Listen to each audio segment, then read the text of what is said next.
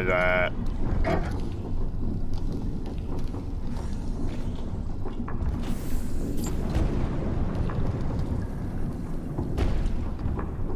so how do I get up to the pod?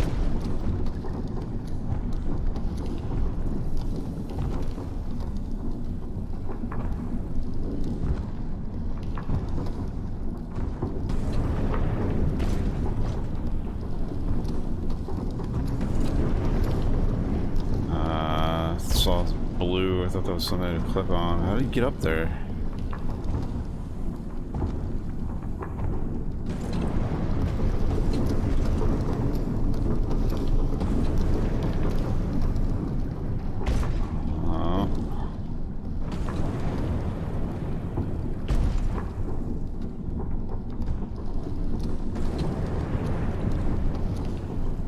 I don't know if that's right or not.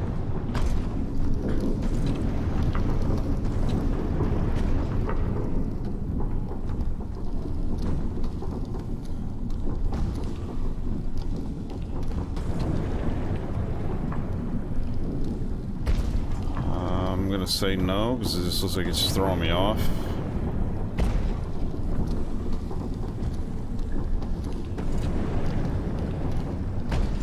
Oh, alright, I'm on it.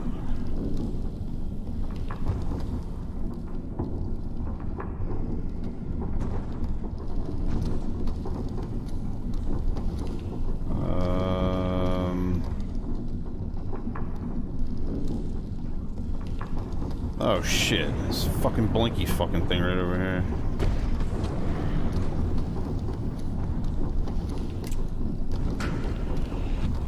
Wow, I overcomplicated that.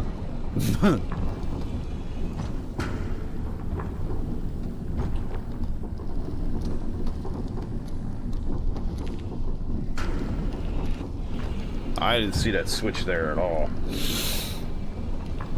the first time.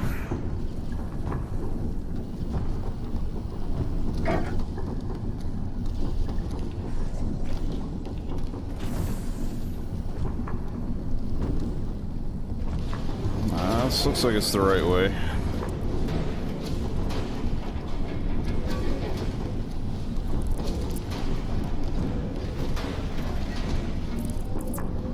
Get him. Get him. Rhyme of the Ancient Mariner.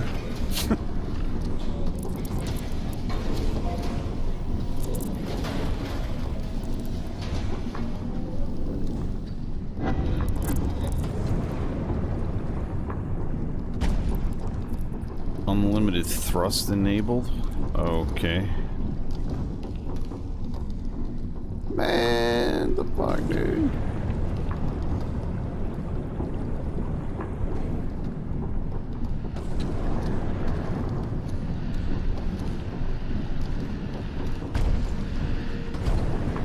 Ooh.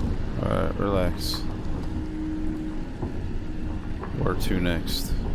I don't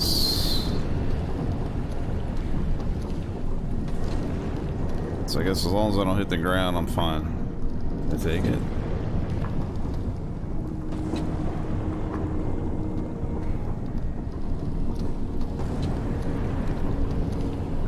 Why couldn't he just give me unlimited thrust the whole time?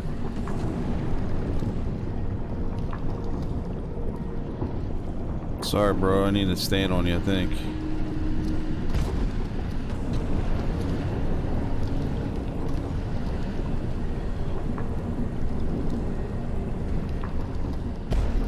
Oh, oh, oh, come on.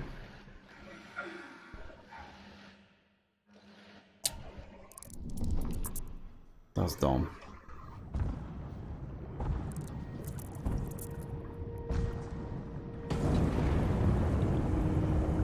That's just literally don't stop and just keep on going. Alright. So I was allowed to land there. I thought the pipe was safe, so I can get my bearings on like where I needed to go next. But no, they don't want you to do that.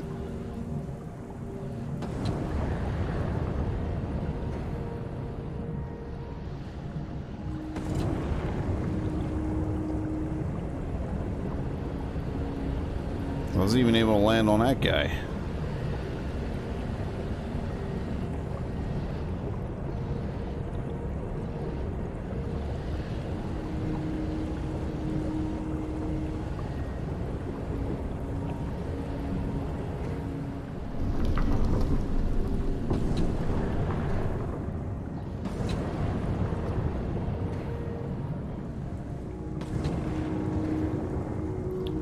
Well, now I know what a rectal exam feels like. Breathing hard.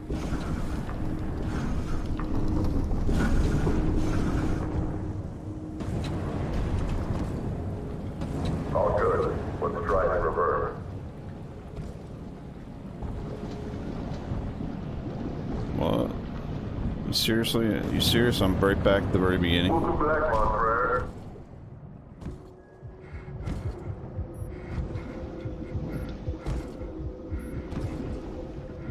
What?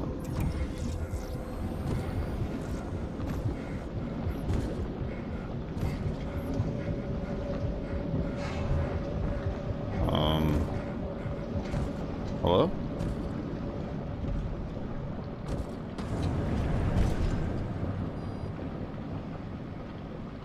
Hey. You alright? Come on, let's get back to the head.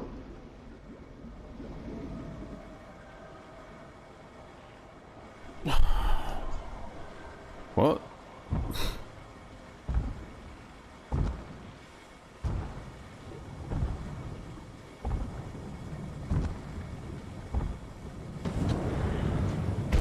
Now can I go through that escape pod over there? Let's see. Welcome back to Open Air. I'm Emily Kaler. If you're just joining us, my guest is Kip Mattis, sole survivor of the Oceanova disaster. His first book, Hell or High Water, is a harrowing account of his ordeal. Earlier, we talked about the life aquatic, escaping the flooded habitat, and being lost on the seafloor inside a half-ton titanium diving suit. Kip, I know this might not be easy, but I'd like to talk about the end. Can you read that for us? Yeah. The list is getting shorter. The hatch opens with its usual reluctance, flooding the room with light. The pod is there. I'm going home. Tomorrow I'll be the sole survivor. But for now, I'm not alone.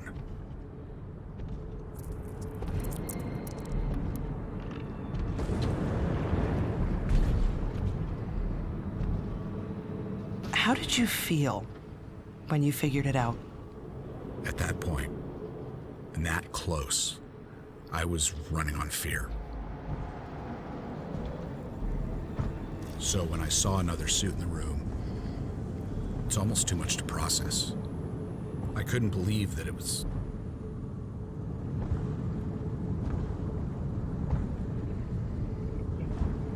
Virgil? Is that you? Virgil made it. Just like me. How did you get?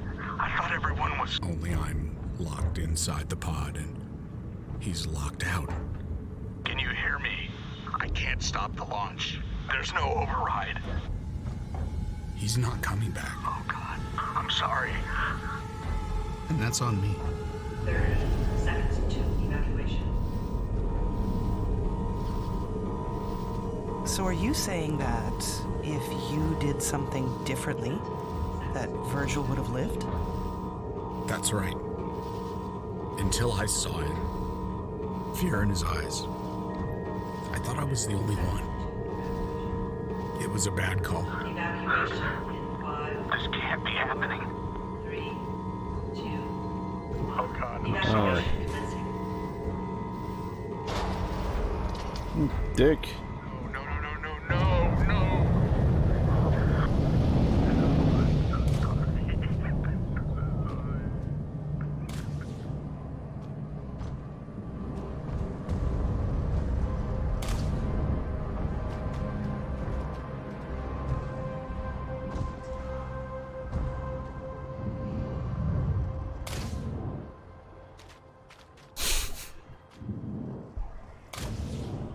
Hope this is the end. I just burn like every freaking flare I have. What?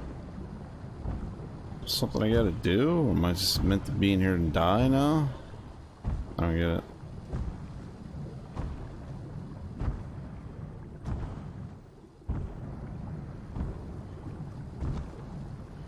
So, we're not the guy... We're not the narrator then, right? The guy that was being interviewed? That was the guy just went up to shoot. Or Virgil? I guess. Oh wait, open door. There you go. Jesus Christ. You didn't kill him. Really? Who did? Bad luck? I'm responsible. Look, I'm up here talking with you.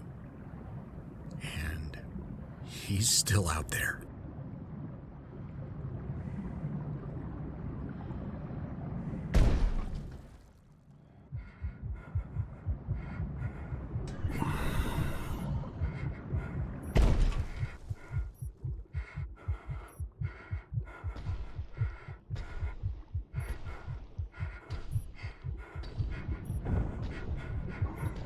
Alrighty. Oh, that's in cruise control. All I can do is mouse around.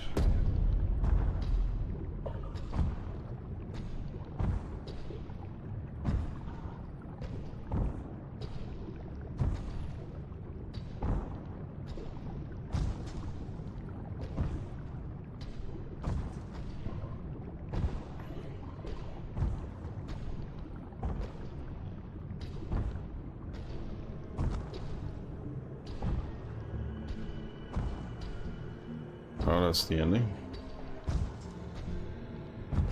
Huh.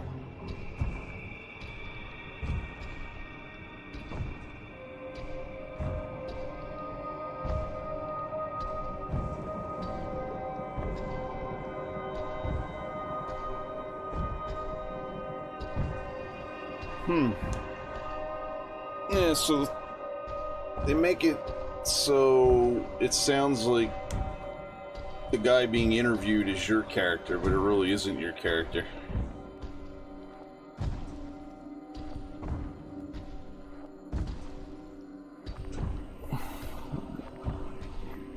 That was a little interesting plot twist, I guess, at the end. For the game that it was.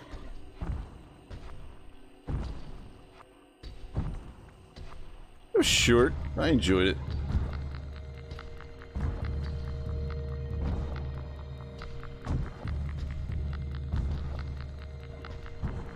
I mean, they did a good job because the entire time, like, as you're progressing through the game, the narration's like right along with you, so it makes you definitely think like, okay, it's him that's talking, you know, it's you that's talking to this person. That was, I mean, it was really well done, I thought. As far as the, yeah, like I said, the narration with the progress of the game, the progression, that was good. I kind of like this credit roll too. It's pretty cool. It's a neat little game.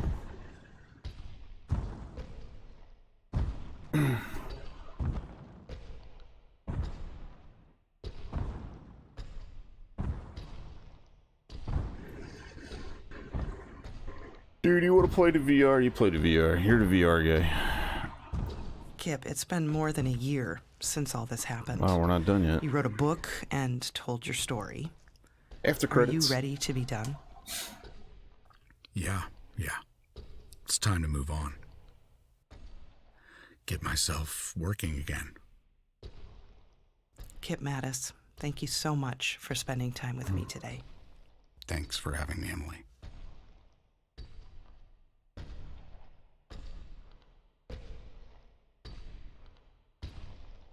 Database updated. What the hell's that mean? Open air unlocked.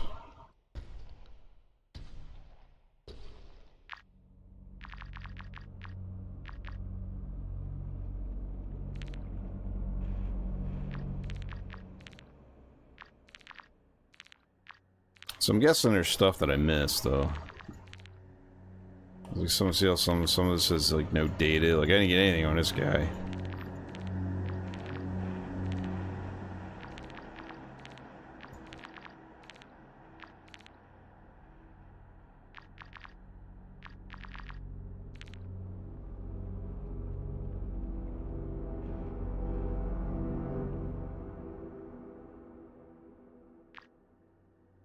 From KQDB in Minneapolis, I'm Emily Kaler. This is Open Air. The Oceanova project captured the global imagination when announced in 2016. 3 years later, a small crew of miners and researchers made their home more than 1,000 miles from shore, 2 miles beneath the sea. On February 2nd of last year, the $2 billion installation was battered by shock waves resulting from an undersea earthquake. My guest, Kip Mattis, was on site as an engineer when the habitat, Compass 1, began to take on water. He escaped with 2 colleagues, eventually finding himself alone on the seafloor in a high-tech dive suit. He endured 6 terrifying hours before reaching the surface and rescue. He was the sole survivor. His account of that day, Hell or High Water, was released last week to critical acclaim. Our reviewer calls it a haunting and poignant high point in the tradition of timeless true life survival She takes a stories. breath. Kip Mattis, welcome to Open Air. Hello, Emily. Thank you for having me. There are so many incredible moments in the book, but it's hard to put those in perspective without setting the scene. So before we begin, could you talk a little about Oceanova and what it meant to you? Oceanova was once in a lifetime. They're breaking new ground, making something meaningful. Mining methane hydrate frozen beneath the seabed. There's alternatives, but none so plentiful. It's clean and safe. I couldn't say no. Okay, before we go any deeper, I'd like you to help me set the scene. Can you walk us through what happened, how it all began? Sure. I guess I'll start at the beginning. 10:02, February 2nd. We were 50 miles from the epicenter. But an 8 on the Richter scale makes that kind of distance irrelevant. The shockwaves hit 6 minutes later, striking the south face of the HAB first and hardest. 27 minutes in, with that kind of concussive force, even the sealed modules were compromised. After that came the ocean. By 10:33, only safe havens in a sub or one of the suits. There's a passage where you describe turning inward for guidance, and it feels important. Would you mind reading that for us? Check your gear, trust your training. It's one of the first things you learn. But the second they fail, you fall back on what you know best. For me, it's the list. This time, it wrote itself. Keep breathing, find others, and get the hell out. That's Kip Mattis reading from Hell or High Water. Now, I think it's safe to say that this book, your experience, is... well, it's about pressure, isn't it? When it's all bearing down on so many levels, it's got to be managed. You can't shake the pressure. Just make your peace with it. Don't let it take the wheel. There were 2 habitats, one of which was Compass 1, your home, but it was also an established rendezvous point in case of emergencies. Was there any precedent you could look to for guidance? Yes. I mean, there's protocol for everything. Has to be. Second guessing puts lives at risk, so it's best to stick to procedure, step by step. So with an all-hands call, you head straight for Compass 1. Try and reach surface from comms.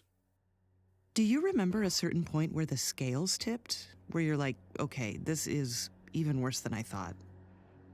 I think it was hardest when I eventually got back to Compass 2.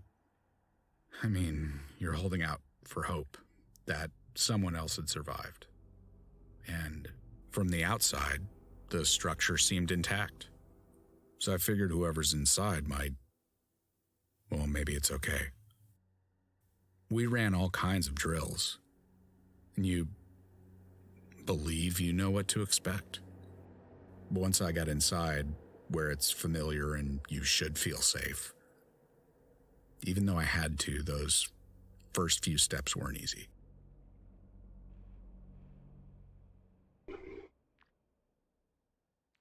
So, as you said, after the earthquake, you didn't have any way of making contact with the surface. Well, I mean, it's hard to describe the state of devastation. And I tried in the book, but yeah, reaching the surface was off the table, physically or otherwise. So it's simple. Hitch a sub to Compass 2 and hope others did the same. Which you did after a pretty incredible ordeal. And we're jumping ahead a little, but when you got there, things were... The guy who talks actually has a different. really good voice. Can you talk about that? Normally, the habs are lit up top to bottom all the time. A lot of the gear was waterproof. Some of the lights and monitors were still running. So it wasn't dark, but it's fading. Like the whole thing's on life support. We now know that at least a few others survived the initial destruction. Some managed to get themselves into dive suits, like yours, and tried to do just that.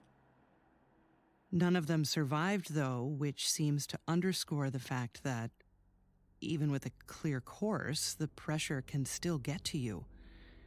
And I guess that being down there for months, how can it not? Yeah. It's relentless. I mean, the isolation is Alien unnatural. isolation. Little problems start to spiral.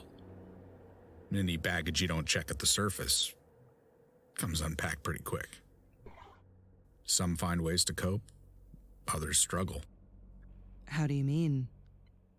Well, time kind of stops, right? And watching life go by inside the bubble is cruel. The ones that care get a head start learning to live without you. So the grief comes first, whether or not you're really gone, which feels like they already let you go. You had to confront loss on an entirely different level. That's evident when you write about finding one of your colleagues for the first time. Dr. Pahlavi? Yeah, that's right. Was that the first time? No, not exactly. No, I mean, I've seen death before, but not like this. Up here, the impact's usually more abstract. This is intimate. It's like when you pass an accident on the freeway. All the possibilities run wild. But then a song you like comes on, or your exit's coming up, and you've moved on. Back to normal. What's it like living in a habitat? I mean, there were 20 of you, including scientists and engineers like yourself. Sardines in a tin? They're planning on 60, 75 once the whole thing's staffed up. So just 20 of us felt hollow. There's not much time for recreation, but the options are there. They did their best to keep us happy. But not exactly carefree, I guess. Right. We even had this saying, "In God we trust, everything else gets triple-checked." But so much diligence makes every aspect of daily life heavy. Each task or item, like getting into a suit or going outside, has an equivalent weight. So, for getting cargo or yourself over to Compass 2, the shuttle's the most efficient option, relatively speaking. The protocols, the lack of sunlight, breathing recycled air. How do you cope with all of that? Well, they give you shots, and we do these checkups with the surface every 2 weeks. The little things are tough, the stuff you have to live without, as well as the new inconveniences you have to accommodate. They kept the heat up, but the weight and presence of the ocean, you can't shake that. Gets under your nails and gums like your teeth are coming loose. And then at some point it recedes. You might not notice that till you're topside, but it's always there. You describe this feeling that you had midway through that escape might be impossible, which led to thoughts of suicide. I have to ask, was it something you seriously considered? I was just being pragmatic. But thankfully, I never had to get serious. But as a last resort, I mean, the prospect of just wandering, wearing myself down, that's pretty grim. So, yeah. So I did. Thought about giving up. With that much time to think about nothing, just about anyone would. Thing is, the suit's designed to keep you safe, even from yourself. Makes it hard to take the easy way out. It's ironic that the suit, the one thing keeping you safe, it was like your tomb. It successfully kept you inches from death for hours. That's true. Regulators busted, hemorrhaging air, but I made it. I mean, the ADS is an incredible piece of technology. Mine took a lot of abuse. Tracks all this info about you, heartbeat, oxygen intake, biorhythms, everything but your odds of survival. Still, does it make it better knowing how bad things really are? The suit keeps out what you need to be afraid of.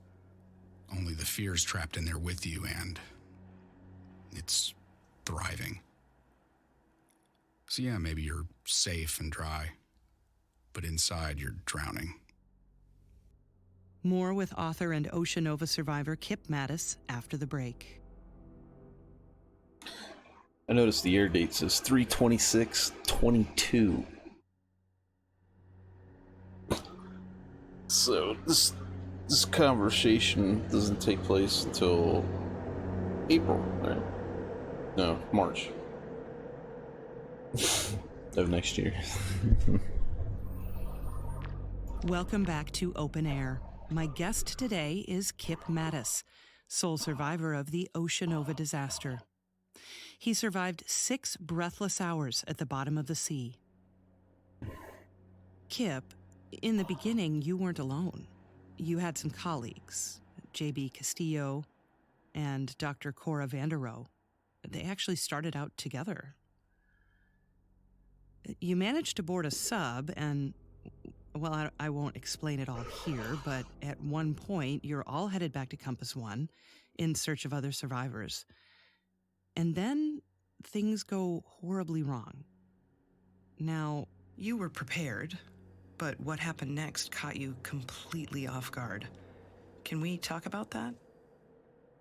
Sorry, can you repeat the question? I was hoping you'd talk about the moment when you realized that the ones you collided with were, in fact, the ones you were trying to save. It was horrible. I mean, the odds of us finding them in the first place were poor. I sure as hell didn't expect to run into them. I don't know. I mean, I never found out who was in the other half of the wreck. Not alive, anyway. We were talking about I was protocol. asshole. By your own admission, there are instances where you didn't follow procedure. There's your radio and Cora. Granted, this was unprecedented. But as you said, second-guessing puts lives at risk. Do you think the outcome might have been better if you'd just followed the rules? Well, it might, but there's no way to know that. So you're lost and looking for some way out of all of this. And really your only option now is the other habitat, Compass 2. And what's most unsettling to me is you're in this dive suit. You call it a walking coffin. I can't even imagine what that takes. It takes everything. But when you're losing your strength and your senses, well, like I said, it helps you focus on what little's left.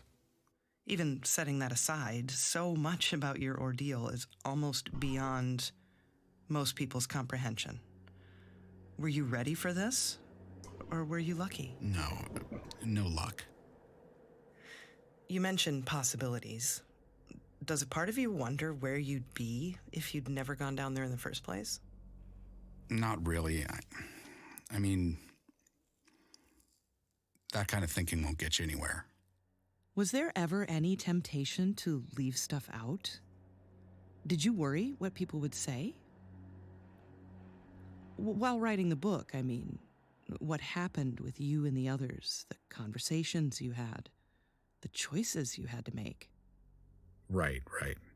I try to address that from the start, and by the end of the book, I hope it's clear.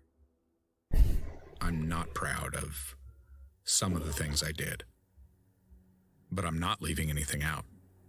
I can't. I've been meaning to ask, how did you get the name Kip? That's thanks to my old man. My full name is Kipling. Like the author? Yeah. Unfortunately. But your mother was the literary one.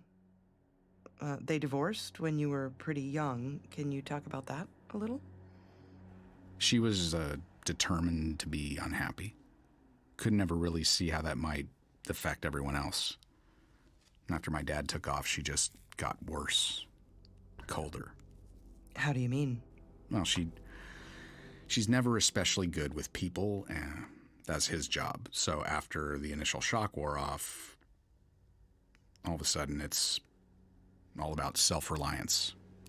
You mean like tough love? Maybe.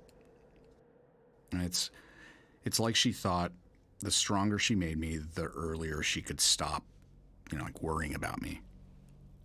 So she was like checked out, absent? No, not exactly. It's actually kind of the opposite. I mean, it's almost in Dad's absence, she was reminded I was even there in the first place. And it was like, well, okay, soon you'll be old enough to have your heart broken too, and I love you, so now you need to learn to be strong. Well, that's a good thing, right? Well, sure, if it's the thought that counts. I mean, the intent was always there, it's just the execution. Here, look. The last day of third grade, we drive down to the dock. She points at her watch, tells me, close your eyes. She puts her hand on my chest, says, 10 seconds. And then I'm falling. I'm gonna drown. I mean, I'm sure of it. She's shouting, not to interfere. 10 seconds later, her hand's on mine, pulling me up. The next day we go again, only now it's 15. I'm up all night watching the clock, trying to count 20 on the dot. I knew so long as I, hold out, 40 seconds, 45, she'd come. And one day she didn't. My first thoughts, maybe I messed up the count. My second thoughts, I'm on my own. I open my eyes and the sun's behind her. But I know that shape, it's familiar. Arms crossed, staring down at me. Anyway, by the time I climb onto the dock, she's already home. Methane is a greenhouse gas, one of the most potent. Other industrial disasters may have been more severe, but Ocean Nova was groundbreaking, like you said. It could be years before we know all the consequences. We might never understand the ecological impact. It was very expensive, and 19 people died. Like it or not, you're the human face of all this. So what do you say to your critics? I believe in what we were doing. But was it worth the cost? I guess that's one thing that's hard to remember. For anyone who wasn't involved, I mean, is that you all dealt with danger on a daily basis. This was serious work. Yeah. Inside or out, the work is volatile. There's a lot of try and try again. You spend all this time getting things lined up. Sounds like And alien then a pipe isolation. cracks and methane smoke's jetting out. Everything stops until it's patched up, which knocks things off course. You're an engineer. You're a problem solver. You value logic and precision. You talk a lot about times, distances, values, and yet there were some challenges you couldn't solve. Numbers are easy. It's people that are complex. Numbers bring things into focus. No gray areas to distract you from getting things into perspective. Does it get easier answering all the same questions? Now, people ask all kinds of questions. What they ask says a lot about their character, especially when it comes to casualties. So what's the response when they do ask about the gory details? I oblige. See which way they want to take it. I mean, what people don't get is that they don't want me to keep going. Not really. There's only so much blood and guts people can take before they lose their appetite. Everyone has their limits. You're very candid when describing some circumstances. Times when you felt crippled with fear, coming across the bodies of friends and colleagues. Yeah. It's clear you care, but there's an undercurrent of detachment in the way you present some of the more difficult moments. Was that your intention? No, I've heard that before. I just did my best to paint a clear picture. When it comes to empathy, there's no manual for that. I have to ask again. Was it luck? Conditioning. Conditioning and discipline. It's how I got down there in the first place, and it's how I got out. It's about keeping tethered to the task. You don't let yourself forget about the reality around you. You can't. You saw terrible things. And even if you made it to the surface, you couldn't count on being rescued. I mean, I'd have lost my mind. Did you ever feel like you were losing it just a little? No. When they found me, I'd been floating on the surface for at least 5 hours.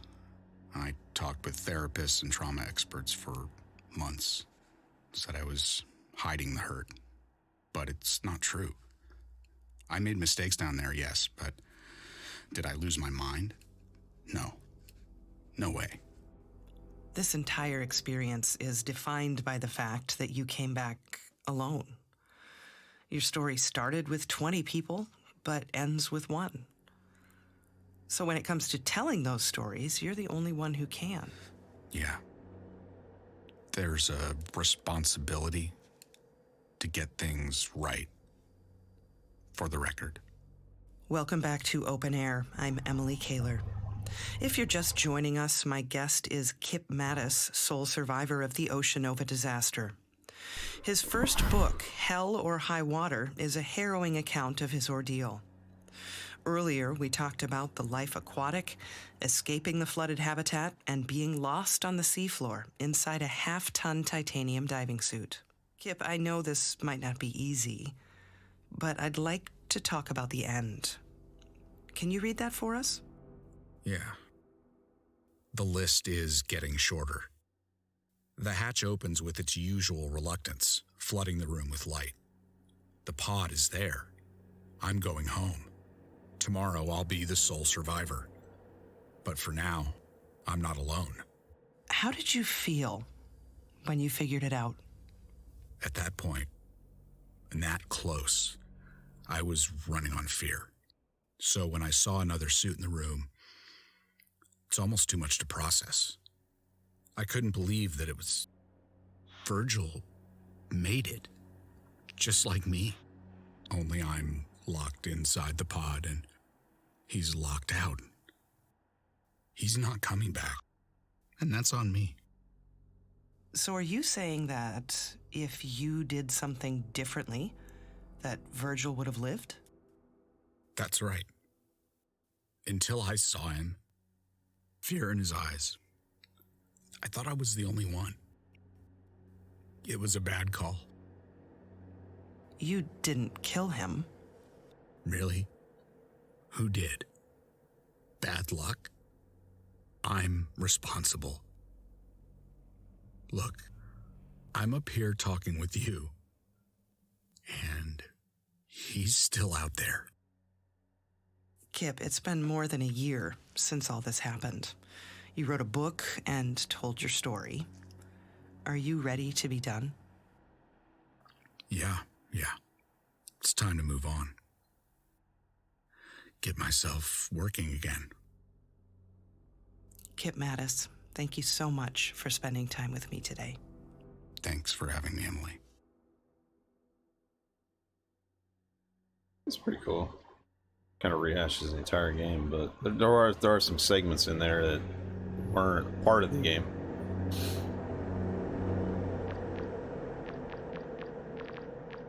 Let's continue, dude.